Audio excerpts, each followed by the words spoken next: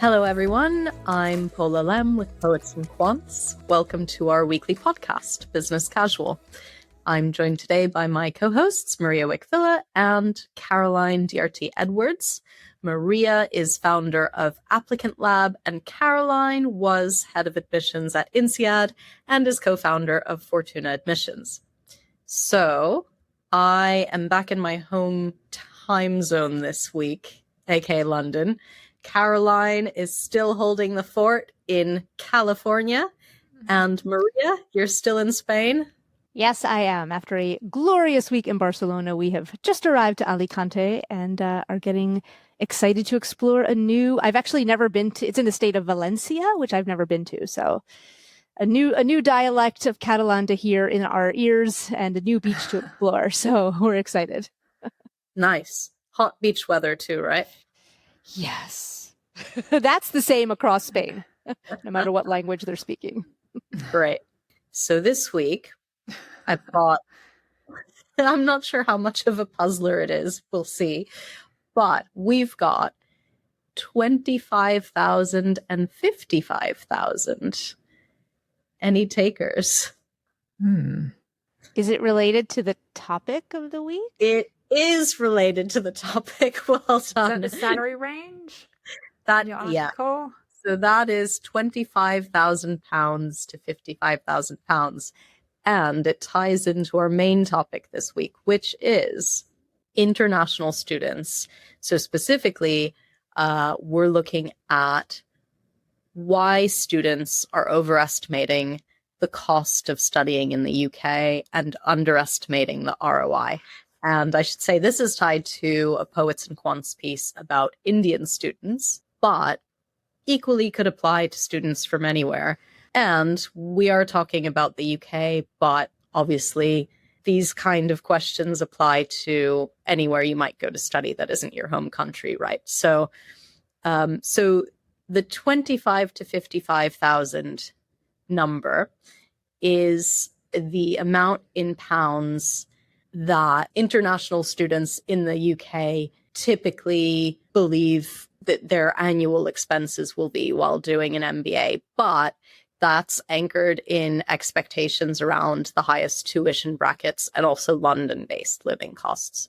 So basically, this op-ed that we've got running this week, which is from Gaurav Jain, who is a director at the SP Jain London School of Management. I chatted with him some weeks ago, very nice guy, basically argues that this expectation students have that the degree will cost them between 25 and 55 grand creates a sort of inflated baseline that doesn't actually reflect the full range of institutional fees or the variation in cost between cities in the UK, London obviously being more expensive. So I've got a preamble with some brief stats first, and then I'll talk a little bit about the arguments Gaurav makes in the piece, and then I've got a bunch of questions for the two of you about how this relates to admissions. So first, some very brief statistics. So according to the UK Home Office, Indian students are still the UK's largest foreign cohort. We've got about just over 95,000 sponsored study visas for last year, 2025, from Indian students. So that goes to illustrate that there's a continued demand for British higher education, even though obviously we've got growing expenses on the one side and then also stricter immigration regulations on the other. So Gaurav in the piece makes the argument that even though this sort of annual tuition fee for a one-year postgraduate business program does appear high in isolation, 1 year obviously is a lot shorter than 2. So your overall living expenses are reduced, and then you're able to enter the workforce sooner. He also notes that ROI is driven by employability and global mobility, not just salary. So that's something to take into consideration, whether you're maybe more employable getting a degree here. Same thing I would guess would apply in other places in Western Europe with kind of similar programs. And then specific to SP Jain, they've got a multi-city campus. So they're arguing that, that sort of exposure to different places strengthens your skills as a graduate. But that's the piece in brief. To move on to our question round, starting with Caroline, a lot of Indian applicants and applicants from various places assume that a UK business degree is unaffordable. What are the biggest misconceptions that you encounter about the true cost of attendance? Right. Well, I mean, first of all, as the article mentions, degrees are often shorter in the UK than in some other countries. And that's true at the undergraduate level as well as the graduate school level. So many undergraduate degrees in the UK are 3 years, whereas in the US, it's usually 4 years. And then master's degrees in the UK, many of them are 1-year programs, whereas in the US, it's often 18 months to 2 years. So immediately, of course, then you have a big difference in tuition fees, living expenses, and foregone salary. So potentially applicants aren't fully factoring that into account.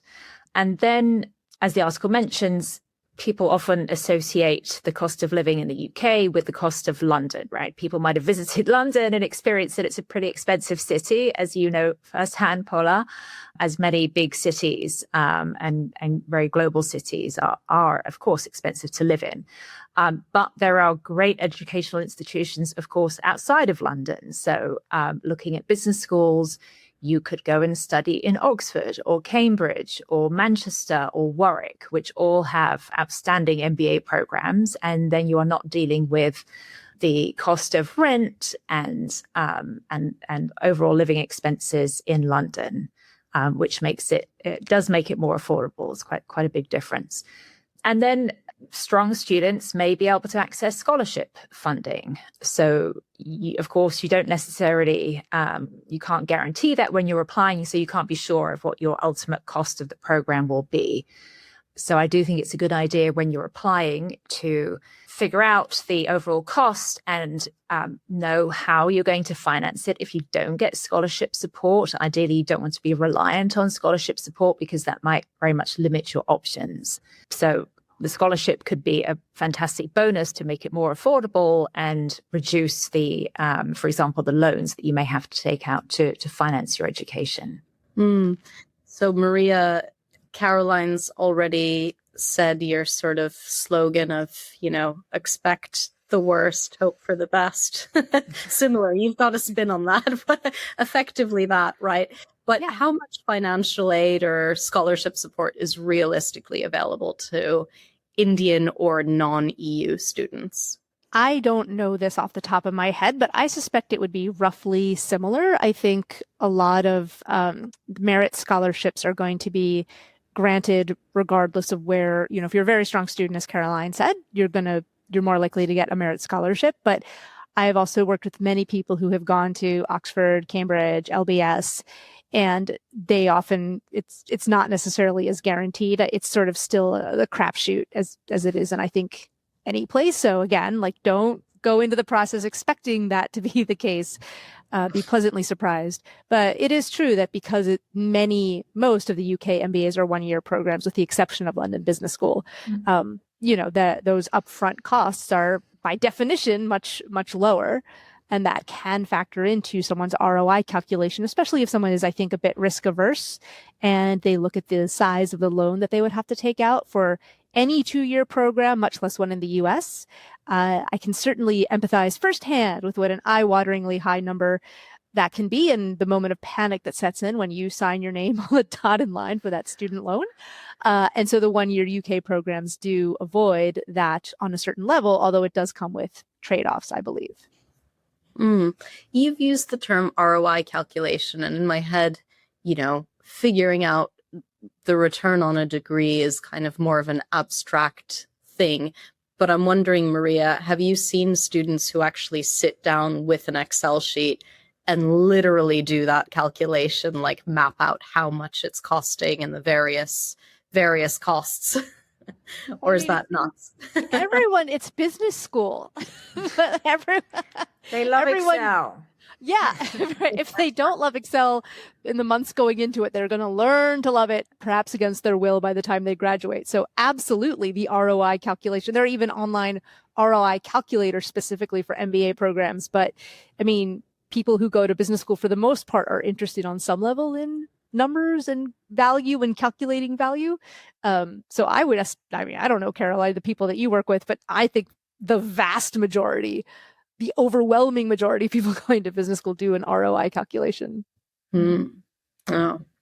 So Caroline, what a percentage would you say of Indian students receive other forms of financial assistance outside of scholarships? I mean, are many of them taking out loans? I guess that's not quite the same thing, but yeah, I guess I'd be curious to hear how many of these Indian and other international students are having to actually take out loans. Right. Yeah, I don't know what the percentages are. I think, so as we said, some will get scholarships, but ultimately it's going to be the minority of students who are getting scholarships, right? These schools do not have scholarship portfolios that mean that they can support the majority of students. So that's just something to keep in mind. So then your options are, okay, there may be external scholarships, but those are also usually extremely competitive as well. And so it will be a small group of students who benefit from those.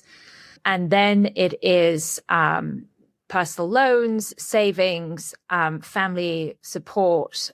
So the vast majority of these students that we're talking about, I'm quite sure, are financing their studies through a mixture of their own savings, their family savings, and also perhaps bank loans as well. Bank loans can be complicated when you are looking to study abroad. So I'm not sure what the current situation is for example, for Indian students looking to study for undergraduate programs in the UK. But for MBA programs, there are organizations like Prodigy Finance that have been set up specifically to enable internationally mobile MBA students to finance their studies, because traditionally banks have a very, very local model. And so they're used to lending to people who are living and staying in their local market and don't quite understand the international mobility of business school and the benefits of that. And so organizations like Prodigy Finance have been set up to fill that gap and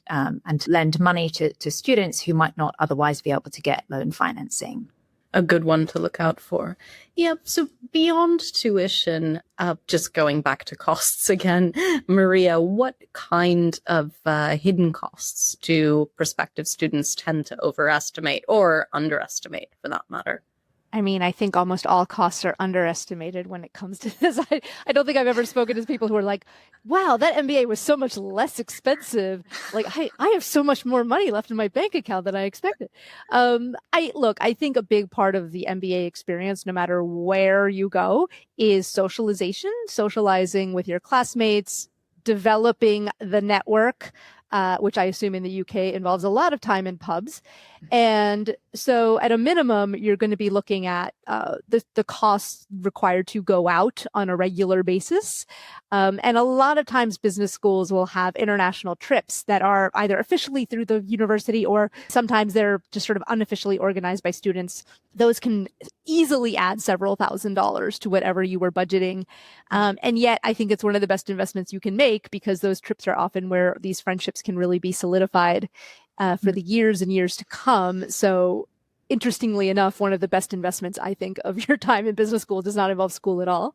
But yeah, if those are the two off the top of my head that I think tend to be very expensive. And also, finally, for students who may be coming from countries with different medical systems, there sometimes may be a change in the insurance cost. However, I believe in the UK, I would assume that whatever it is in the UK, it's got to be less than it is in the US. But I do know that sometimes students from other countries, when they come to the US, are a little shocked at how much health insurance costs. Oof, yeah. On that pub point, is getting pints at a pub tax deductible? I'm asking for a friend I have for what purposes. This is not legal advice.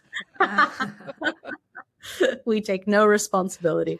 So, Caroline, I think you mentioned London Business School, right, has a 2-year program. How would you advise students to compare the cost of a 1-year master's or MBA with a 2-year program at LBS or elsewhere?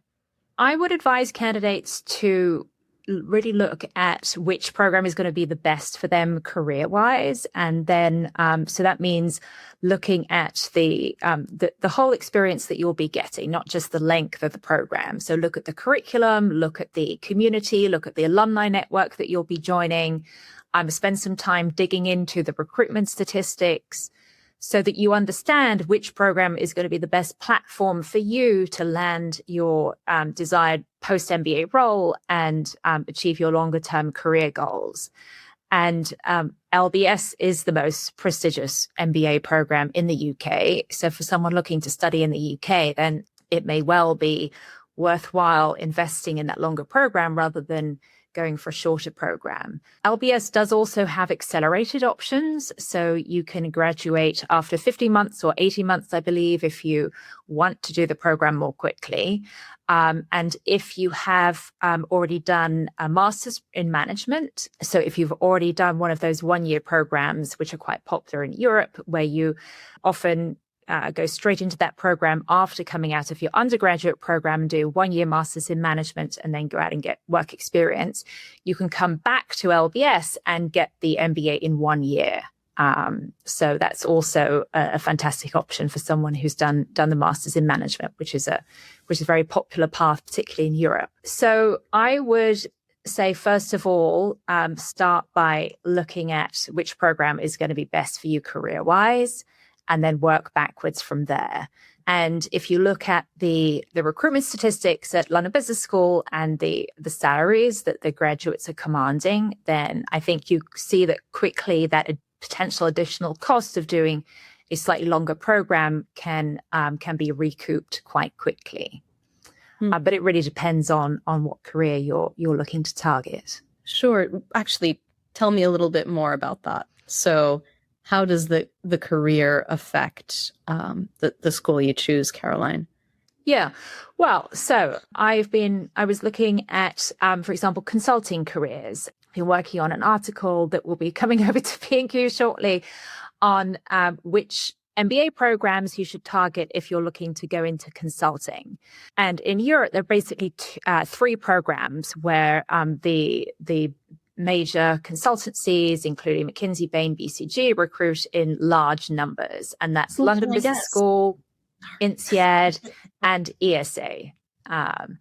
And so if you're targeting a job in consulting post-MBA, which is the most popular career path post-MBA, then if you're looking to study in the UK, then LBS may well be your best option, because those firms will be coming on campus to recruit. They'll be looking to recruit for several offices, probably across Europe as well as beyond. So it can be a great platform for international recruitment into some of these companies, as well as you're not tied to staying in the UK post MBA.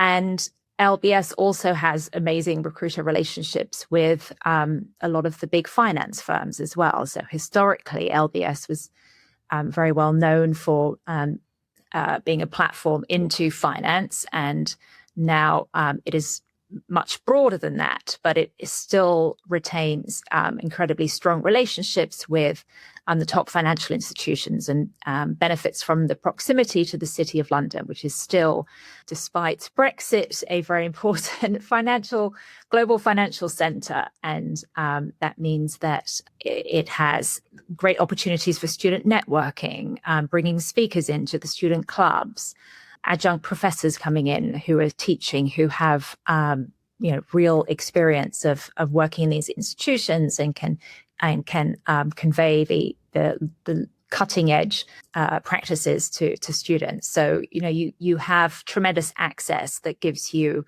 a great springboard into a financial career or consulting or a lot of different things. So it's definitely worth spending some time digging through those career statistics, because there are some quite stark differences between MBA programs.